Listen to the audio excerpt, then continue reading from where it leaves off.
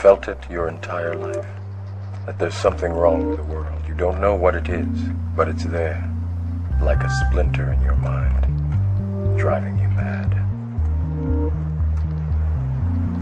Do you know what I'm talking about? The Matrix. The Matrix is everywhere. It is all around us. Even now, in this very room. You can see it when you look out your window, or when you turn on your television. You can feel it when you go to work, when you go to church, when you pay your taxes. It is the world that has been pulled over your eyes to blind you from the truth. What truth?